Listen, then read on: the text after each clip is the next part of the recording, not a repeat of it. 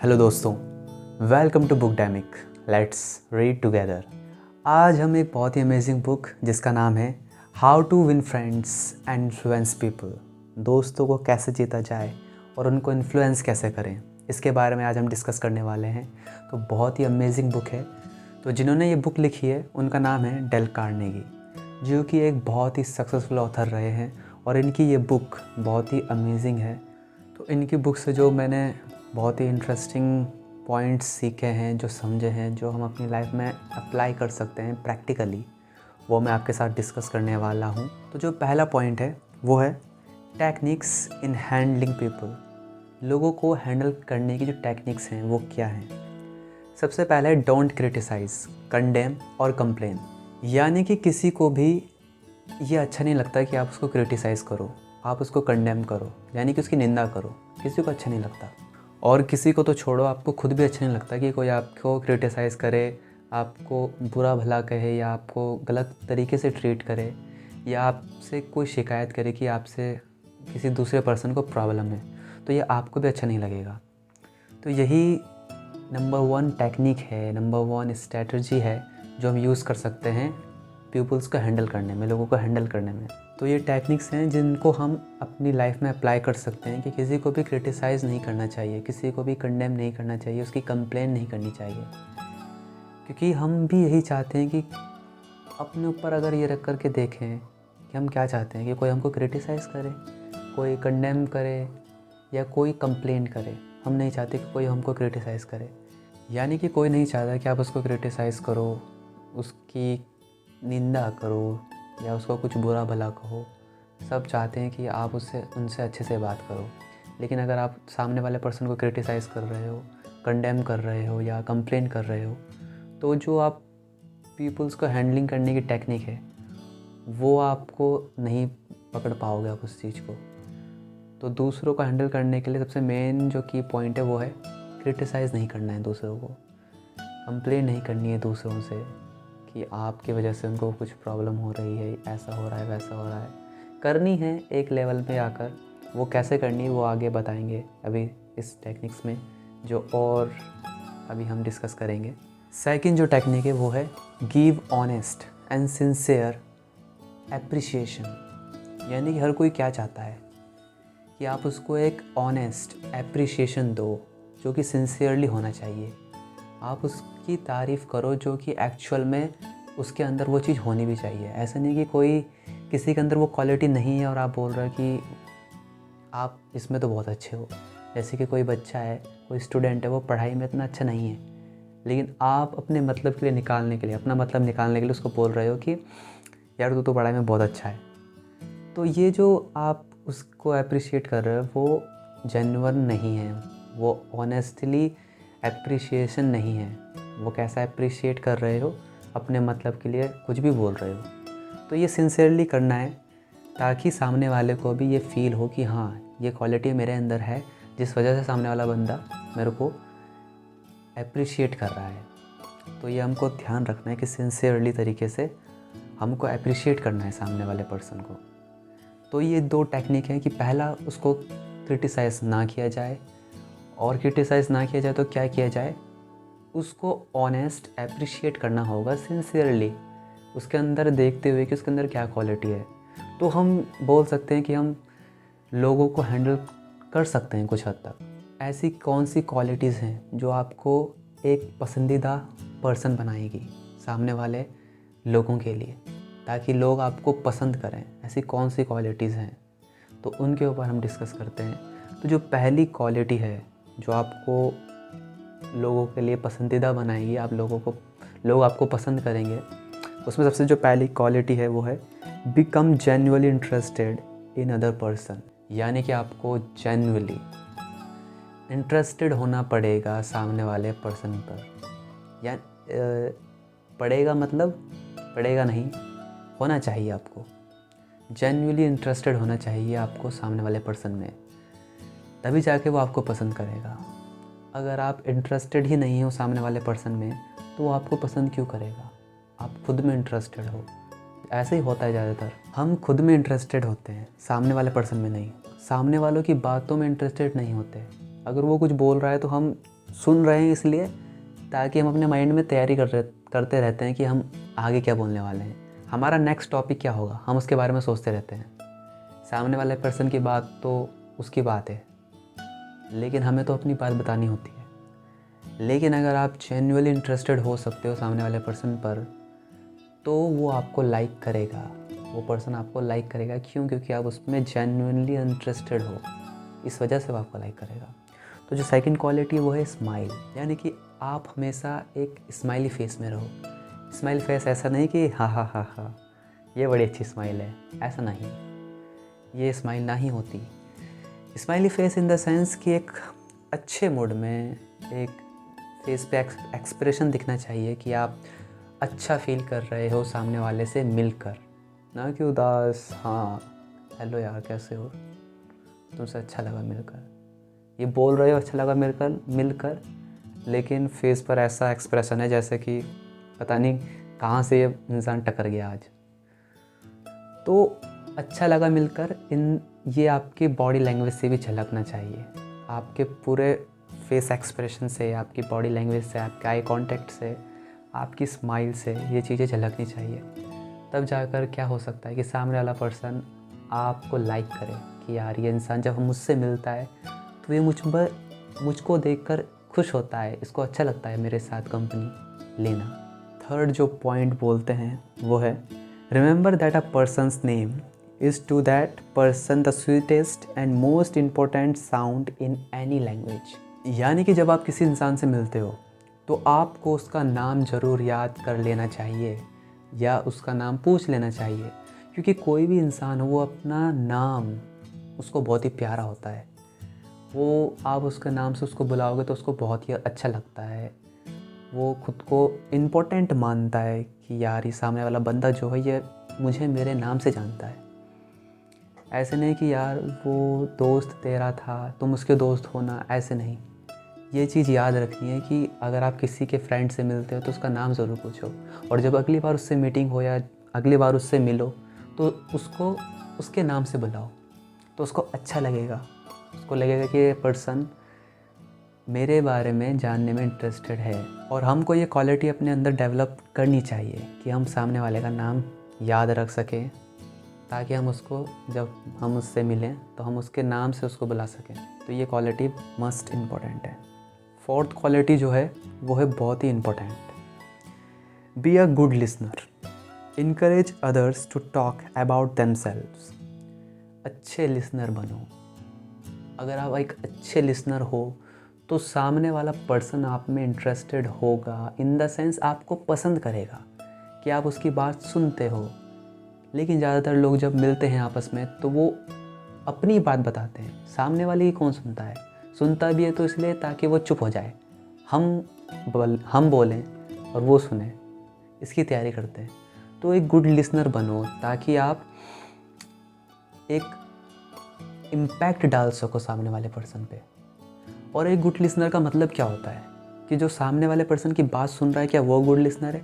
हो सकता है वो सुनने का ढोंग कर रहा हो, या उसको लग सकता है कि वो इंसान उसको सुन रहा है लेकिन वो अपने माइंड में कुछ और भी कर सकता है, कुछ और सोच रहा और कर रहा। ये गुड लिसनर की निशानी नहीं है। तो गुड लिसनर कौन है? जो सामने वाले पर्सन को इनकरेज करे बोलने के लिए, यानी कि उससे पूछे, उसकी बात में से कुछ सवाल निकाल कर उसको इनकरेज करे कि सामने वाला पर्सन और अच्छे से बोले। उससे क्वेश्चन कर सकता है कि अच्छा तुम वहाँ घूमने गए थे, कैसा हुआ, क्या अच्छी अच्छी जगह थी वहाँ पर। ये नहीं कि जैसे उसने कुछ बोला तो आप अपनी बात बीच में वहाँ पर डाल दो, कि कोई बोल रहा है कि यार हम वहाँ घूमने गए थे, बड़ा अच्छी जगह थी, और आप बोलो कि हाँ यार हम भी अभी पिछले हफ्ते गए थे, वहाँ पर भी बहुत मज़ा आया। तो आप जो बात कर रहे हो वो उससे रिलेटेड नहीं है, वो अपनी बात बता रहा है, आप अपनी बात बता रहे हो। लेकिन करना क्या चाहिए? गुड लिसनर की निशानी क्या है? जब वो बात कर रहा है कि यार हम वहाँ घूमने गए थे, तो आप बोलो कि यार अच्छा, यार वो जगह तो बड़ी कमाल की होगी ना, क्या क्या वहाँ पर तुमने एंजॉय किया। ऐसे ऐसे सवाल अगर आप पूछोगे तो सामने वाला पर्सन को लगेगा कि आप सच में उसकी बात को सुन रहे हो, उससे सवाल पूछ रहे हो, और उसको उन सवालों के जवाब देने में भी अच्छा लग रहा है। तो ये एक गुड लिसनर की क्वालिटी होती है जो हमको अपने अंदर डेवलप करनी चाहिए। और अगर इनमें से अगर एक क्वालिटी जो मस्ट इस बुक से अगर ली जाए तो वो एक ये है कि आप एक गुड लिसनर बनो और जेन्युइनली इंटरेस्टेड हो सामने वाले की बात सुनने में। सामने वाले को इनकरेज करो कि वो और ज़्यादा आपसे बात करे और ज़्यादा आपसे इंटरेक्ट करे, क्योंकि आप उसकी बात सुनने में इंटरेस्टेड हो। आप वो सवाल पूछोगे जो उसकी बात से रिलेटेड है, ना कि आप अपनी बात को बीच में घुसा दो वहाँ पर। तो यही इस बुक से मोस्ट इम्पॉर्टेंट चीज़ लेने वाली है। अगर इस क्वालिटी को डेवलप कर लिया अपने अंदर तो आपने आधा काम तो कर ही दिया, समझ लो। अगला जो पॉइंट है वो भी बहुत इम्पॉर्टेंट है, बहुत ही ज़्यादा इम्पॉर्टेंट है। Talk in terms of the other persons interest. यानी कि जब आप बात करो तो सामने वाले का उसमें इंटरेस्ट होना चाहिए। ये बहुत ही बड़ी क्वालिटी है कि आप जो भी बात करो उसमें सामने वाले का इंटरेस्ट होना चाहिए, यानी कि सामने वाले के इंटरेस्ट से मैच होनी चाहिए, तभी जाकर वो आपको लाइक करेगा, वो आपको पसंद करेगा। जैसे कि कोई इंसान है, वो बिज़नेस में बहुत अच्छा है, उसको बिज़नेस की नॉलेज बहुत है, बिज़नेस के बारे में उसको बहुत पता है, उसने बिज़नेस के बारे में बहुत जाना है, बहुत वो बिज़नेस उसने किया भी है, तो उसकी जो बैकग्राउंड है वो बिज़नेस का है। और जो दूसरा पर्सन है वो हो सकता है इन्वेस्टर है, वो अपना जो उसके पास पैसा है वो इन्वेस्ट करता हो। तो अगर एक बिजनेसमैन कुछ बोल रहा है इन्वेस्टर से बात करते टाइम, तो इन्वेस्टर को एज अ बिज़नेस के पॉइंट ऑफ व्यू से उससे बात करनी होगी। तो एक इन्वेस्टर को एज अ बिजनेसमैन की तरह से उससे बात करनी होगी, उस बिजनेसमैन से। अब इन्वेस्टर वहाँ पर अपनी ROI, मोट वगैरह, SIP ये सब बातें नहीं कर सकता, mid cap, large cap, funds के बारे में बात नहीं कर सकता, उसको बिज़नेस की लैंग्वेज में बोलना पड़ेगा। तो यही हमको देखना है कि हम जेन्युइनली ये देख सकें कि हम जो बात कर रहे हैं वो सामने वाले के इंटरेस्ट से मैच होनी चाहिए। ये देखते हुए कि सामने वाले का इंटरेस्ट किस चीज़ में है। अगर वो कॉम्पिटिटिव एग्ज़ाम की तैयारी कर रहा है, कोई स्टूडेंट है, और उस स्टूडेंट का कोई दोस्त है, हो सकता है वो इसमें इंटरेस्टेड नहीं है कॉम्पिटिटिव एग्ज़ाम्स में या ऐसे किसी फील्ड में, लेकिन जब वो बात करे तो उसी की फील्ड से रिलेटेड बात करे। हो सकता है उसको उसकी फील्ड का कुछ भी पता ना हो, लेकिन वो क्वेश्चन पूछ सकता है उससे, उसकी फील्ड से रिलेटेड, कि अच्छा तुम्हारी फील्ड में ऐसा क्या हो रहा है, तुम अपनी तैयारी कैसे कर रहे हो, अच्छा ये कैसा होता होगा, ये वैसा होता होगा। तो इस तरह से इंटरेस्ट जगाओ दूसरे वाले पर्सन को, कि उसको लगे कि यार आप उसकी फेवर में बात कर रहे हो। तो ये क्वालिटी बहुत इंपॉर्टेंट है। हमारे अंदर जो बैकग्राउंड पड़ा होता है हम उसके बेस पे ही सामने वाले पर्सन से बात करते हैं, और हो सकता है उसका इंटरेस्ट ना हो उसमें, तो वो आपको डिसलाइक करेगा। सिंपल फॉर्मूला है। अगला जो पॉइंट है वो है make the other person feel important and do it sincerely. यानी कि सामने वाले पर्सन को इम्पोर्टेंट फील कराओ, कि जो सामने वाला पर्सन है वो इम्पोर्टेंट फील करे, और ये सिंसियरली तरीके से करो। ऐसा नहीं कि अपना काम निकलवाने के लिए आपने उसको इम्पोर्टेंट फील कराया लेकिन उसके बाद फिर अपना काम बनता, भाड़ में जा जनता, वो वाला सीन हो रहा है। नहीं, सिंसियरली तरीके से उसको इम्पोर्टेंट फील कराना है कि वो कितना इम्पोर्टेंट है। एक टीचर एक स्कूल के लिए कितना ज़्यादा इम्पोर्टेंट है। आपकी जो मदर है वो घर के लिए कितनी ज़्यादा इम्पोर्टेंट है। वो खाना बनाती हैं, वो कपड़े धोती हैं, बहुत से ऐसे काम है जो वो करती हैं, लेकिन हम उनको कभी इम्पोर्टेंट फीलिंग ही नहीं देते। कभी ये सोचती ही नहीं कि कितनी इम्पोर्टेंट है, अगर वो घर पे ना हो तो क्या हो सकता है, हमको कितनी ज़्यादा प्रॉब्लम हो सकती है, हम कभी सोचते नहीं इस बारे में। तो यही चीज़ है जो हमको करनी चाहिए कि हम सामने वाले पर्सन को इम्पोर्टेंट फील कराएं, और ये सिंसियरली तरीके से करें। ये तो बात हुई कि जो सामने वाला पर्सन है वो आपको लाइक कैसे करे, यानी कि जो सामने वाला पर्सन है वो आपको लाइक करे, इसके लिए कुछ टिप्स हमने अभी बताई, शेयर करी या डिस्कस करी बोल सकते हैं। अब है जो अगली चीज़ वो है समझने वाली, कि अपनी थिंकिंग से सामने वाले पर्सन को अट्रैक्ट कैसे करें, उसको अपनी तरफ कैसे खींचें, अपनी थिंकिंग के बेस पे। तो वो ये win people to your way of thinking. यानी कि पहला क्या है, the only way to get the best of an argument is to avoid it. कोई बहस हो रही है, उस बहस को किस तरह से जीता जाए, किस तरह से उस आर्ग्यूमेंट से बाहर निकला जाए, उसका बेस्ट तरीका क्या है कि उसको अवॉइड कर दो। As simple that. यानी कि कोई आर्ग्यूमेंट है और वो हो रही है, बहस हो रही है कोई, आप बोल रहे हैं एक चीज़, दूसरा सामने वाला पर्सन बोल रहा है कुछ और चीज़, लेकिन उस बहस को कैसे जीता जाए, वो बेस्ट तरीका ये है कि आप उसको अवॉइड कर दो। हाँ भाई तू सही बोल रहा है, ऐसा ही हो सकता है, ऐसा ही होगा, क्योंकि उसकी इन्फॉर्मेशन भी लिमिटेड है, आपकी इन्फॉर्मेशन भी लिमिटेड है। ना आपको पूरा उस बारे में पता है, ना उसको पूरा उस बारे में पता है, तो आर्गुमेंट करने का क्या फ़ायदा। आपका एक पॉइंट ऑफ व्यू है, उसका एक पॉइंट ऑफ व्यू है, वो अलग तरह से देख रहा है, आप अलग तरह से देख रहे हो, तो दोनों का अलग अलग पॉइंट ऑफ व्यू हो रहा है, जिस वजह से बहस हो रही है। इस बात को समझ लेना है और अवॉइड कर देना है आर्गुमेंट को। तो ये क्वालिटी हमको अपने अंदर डेवलप करनी होगी कि हम आर्गुमेंट से बिल्कुल बचें, दूर रहें उससे। नो आर्गुमेंट वाली स्ट्रेटजी अपनानी पड़ेगी। गुरु मंत्र है ये बिल्कुल। No argument. सेकंड चीज़ है जो हमको अपनी थिंकिंग में डेवलप करनी होगी, वो है show respect for the other persons opinion. यानी कि सामने वाला पर्सन कोई ओपिनियन दे रहा है, कोई सजेशन दे रहा है, तो उसकी रिस्पेक्ट करो। Never say you are wrong. कभी ये मत कहो कि तुम गलत हो, उसकी ओपिनियन की कदर करो। आपका दोस्त बोलता है कि यार चल कहीं जगह घूमने चलते हैं, फॉर एग्ज़ाम्पल देहरादून बहुत अच्छी जगह है, वहाँ घूमने चलते हैं, और आप बोलते हो यार गोवा चलते हैं, वहाँ बड़ा मज़ा आएगा। तो यानी कि आपने सामने वाले पर्सन का जो ओपिनियन है वो निगलेक्ट कर दिया।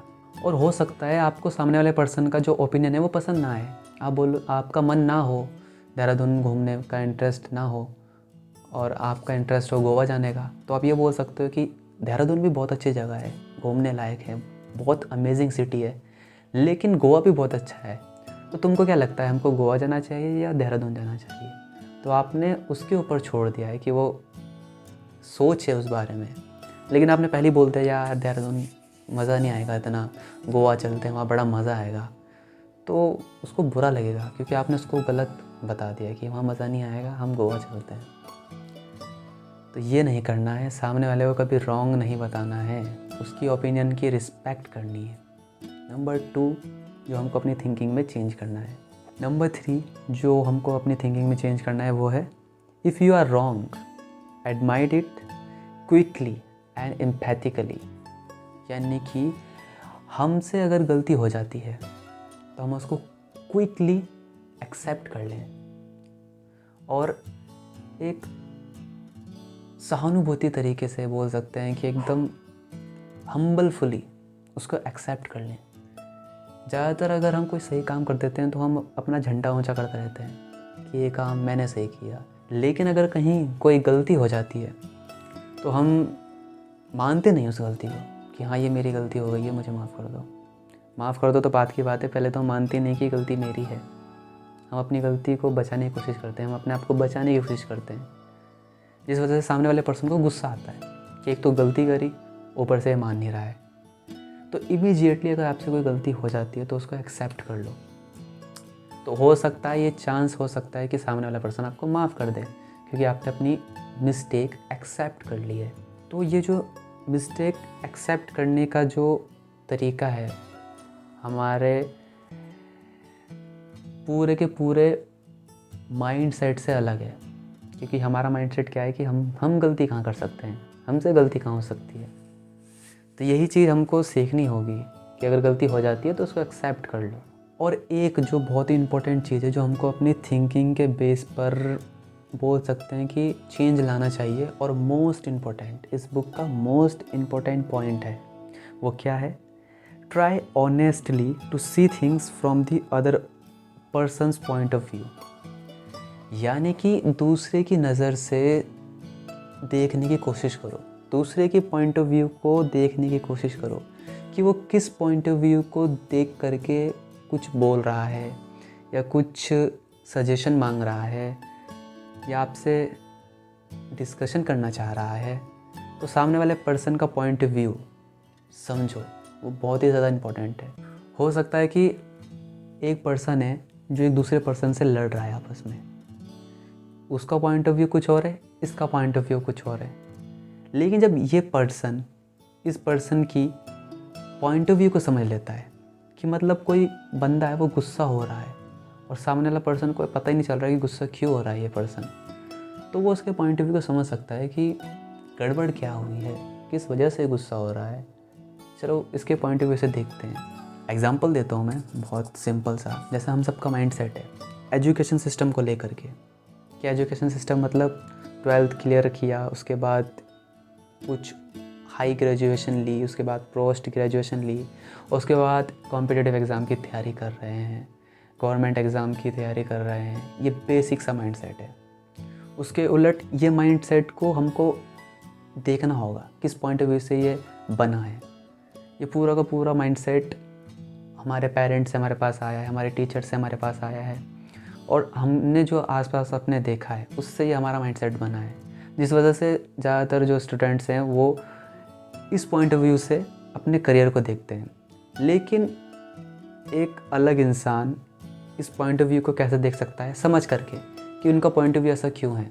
और अब एक बहुत ही अमेजिंग डिस्कशन इसके लास्ट पार्ट में हम करने वाले हैं, वो है बी अ लीडर। एक लीडर के अंदर कौन कौन सी क्वालिटीज़ होती हैं, वो क्या है, how to change people without giving offence और अराउजिंग रिसेंटमेंट। यानी कि एक लीडर के लिए सबसे बड़ी प्रॉब्लम क्या होती है कि वो सामने वाले पर्सन को कैसे चेंज करे बिना उसको ऑफेंस करे, यानी कि बिना उसको नाराज़ करे। उसको चेंज कैसे करें, क्योंकि कोई भी चेंज नहीं होना चाहता, कोई भी बदलना नहीं चाहता, तो कैसे उसको चेंज करें, that is the big question. एक लीडर के लिए बहुत बड़ा सवाल होता है। तो जो पहला पॉइंट है जो ऑथर यहाँ पर बताते हैं वो है begin with praise and honest appreciation. यानी कि जब आप किसी पर्सन को चेंज करने की कोशिश कर रहे हो या चेंज करना चाहते हो, तो उसकी शुरुआत हमेशा एक एप्रिशिएशन से करें, ताकि सामने वाला पर्सन को एक अच्छा फील हो कि हाँ, ये जो बंदा है वो बात करने वाला है, वो कुछ फ़ायदे की होगी, क्योंकि मेरी तारीफ़ कर रहा है, ऑनेस्ट एप्रिशिएट मेरे को कर रहा है। लेकिन हम ज़्यादातर अगर किसी को कुछ बोलना चाहते हैं, जैसे कि अपने बच्चों को बोलते हैं कि यार पढ़ लो, तुम्हारा एग्ज़ाम आने वाला है, तो एकदम एग्रेसिव होकर बोलते हैं कि तुम्हारा एग्ज़ाम आने वाले हैं, तुम पढ़ क्यों नहीं रहे हो। लेकिन अगर हम यही बोलें कि यार अपने बच्चों से कि तुम बहुत ही अच्छे बच्चे हो और तुम पढ़ाई में बहुत अच्छे हो, तुम्हारे टीचर्स बहुत ही तुम्हारी तारीफ़ करती हैं और तुम्हारे एग्ज़ाम भी पास आने वाले हैं, तो तुमको पढ़ना चाहिए। तो एक ऑनेस्ट क्या हो गया, एप्रिशिएट हो गया, जो कि आपने अपने चाइल्ड को दिया, जिस वजह से वो ध्यान देगा कि यार तारीफ़ हो रही है। तारीफ़ को ध्यान देते हैं सब। और अगर आप बुराई कर रहे हो या डांट रहे हो, तो उसको पता है कि इनका तो काम ही यही है, ध्यान मत दो उस तरफ। तो ये पहला पॉइंट, एप्रिशिएट करो, ऑनेस्ट एप्रिशिएशन होना चाहिए वो, और उसकी शुरुआत होनी चाहिए एप्रिशिएशन से। दूसरा है call attention to people's mistake indirectly. यानी किसी ने कोई काम गलत कर दिया है, उसने गलती कर दी है, उसको इनडायरेक्टली तरीके से उस पर ध्यान दिलाओ उसको कि आपने ये गलती करी है। डायरेक्टली मत बोलो कि आपने मिस्टेक कर दी है। जैसे कि आपका कोई चाइल्ड है और वो एग्ज़ाम में बहुत अच्छे नंबर लाता है, लेकिन हो सकता है एक सब्जेक्ट में उसके मार्क्स कम हो, तो एक तरीका तो ये हो सकता है कि आप अपने चाइल्ड को बोलो कि तुम्हारे सब्जेक्ट में नंबर बहुत कम है और तुमको और मेहनत करनी चाहिए ताकि तुम्हारे सब्जेक्ट में नंबर अच्छे आ सकें। तो ये डायरेक्ट उसकी मिस्टेक को, उसकी गलती को बताना हो गया, और बच्चे को ये बुरा लगेगा कि आप उसकी मिस्टेक को डायरेक्ट बता रहे हो। तो दूसरा तरीका क्या हो सकता है कि आप बोलो कि वेरी गुड, तुमने बहुत ही अच्छे नंबर इस साल अपने एग्ज़ाम में लाए हैं, जो कि बहुत अच्छी बात है। हमें बहुत अच्छा लगा तुम्हारे नंबर्स देखकर, और तुम्हारे मैथ्स में और अच्छे नंबर आ सकते हैं, और हमें पूरा विश्वास है कि तुम ऐसा कर सकते हो, और हमें आशा है कि तुम अगली बार इससे भी ज़्यादा अच्छे नंबर लाओगे। तो ये जो इनडायरेक्टली हमने उस चाइल्ड को कॉल अटेंशन दी कि उसने गलती कहाँ पर करी, तो वो समझ जाएगा कि अच्छा, इस सब्जेक्ट में मेरे नंबर कम है, मैं इसमें और मेहनत करूँगा ताकि अगली बार मुझे और ज़्यादा एप्रिसिएशन मिले, जो कि पहला पॉइंट था। उसी से रिलेटेड ये दूसरा पॉइंट है।